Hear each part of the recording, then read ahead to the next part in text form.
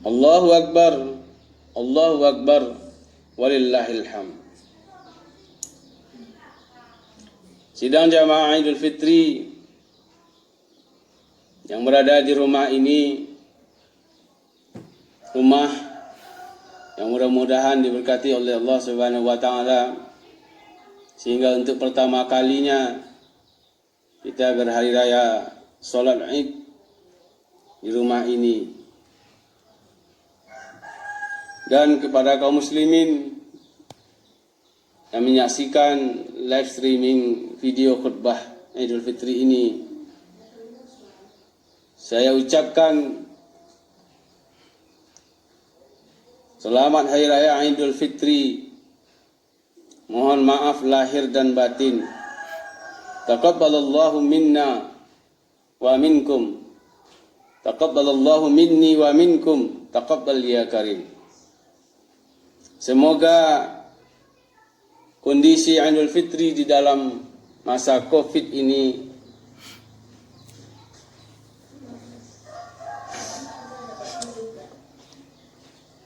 semakin membuat kita bisa memaknai rasa syukur kepada Allah Subhanahu wa taala, bahwa bagaimanapun kondisi saat ini kita tetap melaksanakan solat seperti yang kita lakukan saat ini. Tentu saja semuanya itu tidak mengurangi makna ibadah Idul Fitri kita dan tidak mengurangi kekhusyukan kita dalam melaksanakan sholat Idul Fitri. Kita merayakan kemenangan kita, minal a'idin wal faizin.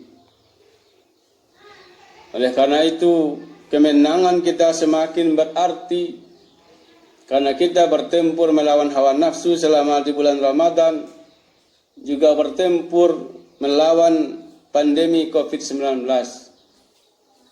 Disinilah kita memang benar-benar diuji oleh Allah Subhanahu wa taala, apakah mampu mengendalikan diri atau tidak. Karena hakikat dari puasa adalah pengendalian diri. Oleh karena itu, puasa adalah junnah, kata Allah Subhanahu wa taala dalam hadis qudsinya. Puasa adalah benteng bagi seorang mukmin dari godaan setan, dari godaan nafsu, bahkan dari segala musibah dan bencana. Maka Allah sudah menakdirkan Ramadan tahun ini berada dalam masa pandemi COVID-19 untuk membuktikan kepada kita apakah kita sanggup mengendalikan diri terhadap hal-hal yang bisa membatalkan dan merusak ibadah puasa kita, atau apakah kita juga mampu mengendalikan diri sehingga bisa menjaga diri kita dari ancaman pandemi COVID-19. Karena itu kita sudah berakhir melaksanakan ibadah puasa, tarawih dan seterusnya selama bulan Ramadan. Mudah-mudahan kita menjadi orang yang menang, kembali kepada fitrah. Dan mudah-mudahan kita juga menjadi orang yang selamat dari pandemi COVID-19. Dan untuk masa yang akan datang, kita juga tidak menjadi calon-calon orang yang terpapar pandemi COVID-19. Kaum muslimin, jamaah Idul Fitri di rumah dan di mana saja berada, Allahu Akbar, Allahu Akbar, walillahil hamd. Salawat dan salam mari kita kirimkan buat Nabi besar Muhammad sallallahu alaihi wasallam. Mari kita bersalawat kepada beliau. Allahumma salli ala Muhammad wa ala alihi wa ashabihi ajma'in. Allah saja bersalawat kepada beliau, malaikat bersalawat kepada beliau, apalagi kita seharusnya lebih banyak bersalawat untuk beliau agar kita tetap mencintainya di dunia dan insya Allah akan mendapat syafaatnya di akhirat. Kaum muslimin, Allahu Akbar, walillahil hamd. Selama pandemi COVID-19 memang sudah banyak merampas hal-hal yang biasa kita lakukan. Kebebasan kita menjadi hilang sebagian besarnya. Bahkan sebagian dari saudara kita yang mukmin sudah kehilangan nyawa, kehilangan keluarga.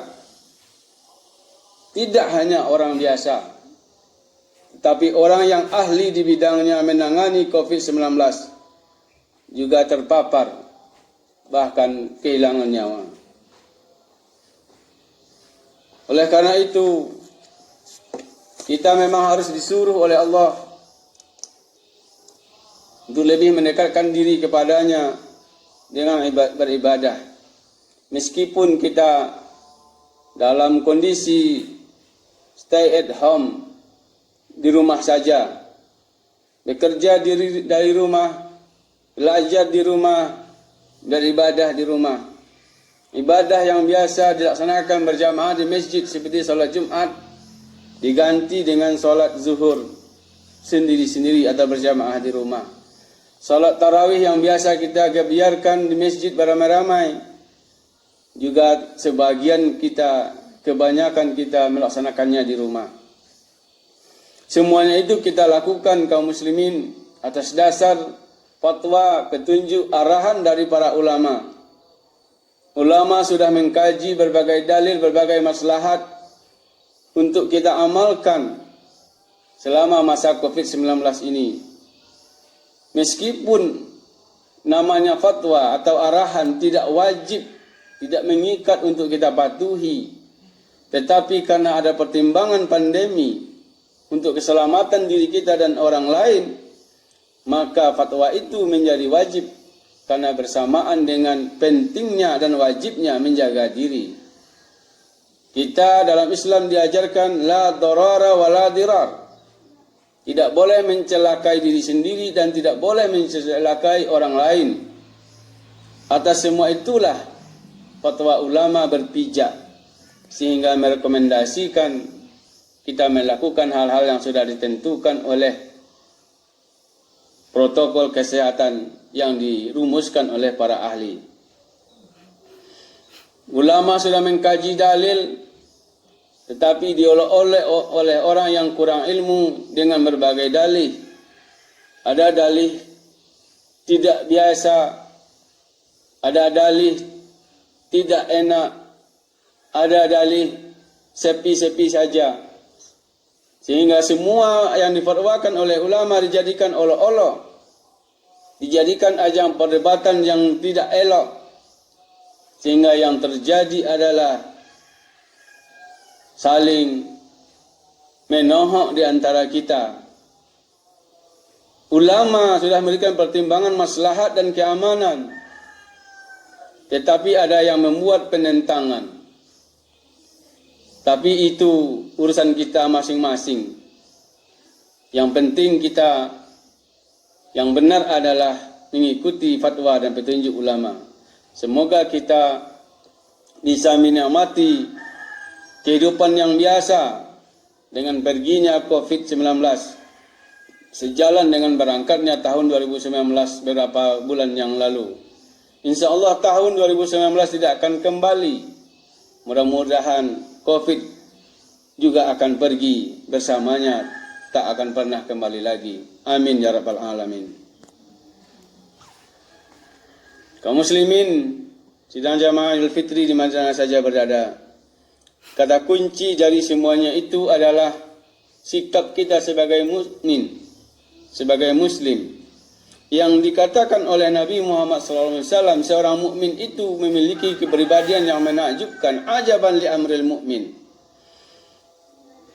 Orang mukmin itu kepribadiannya sangat menakjubkan. Jika dia mendapat musibah, dia akan bersabar. Jika dia mendapat nikmah, dia akan bersyukur. Segala hal, segala keadaan bagi seorang mukmin itu adalah khair, baik dan mendatangkan kebaikan.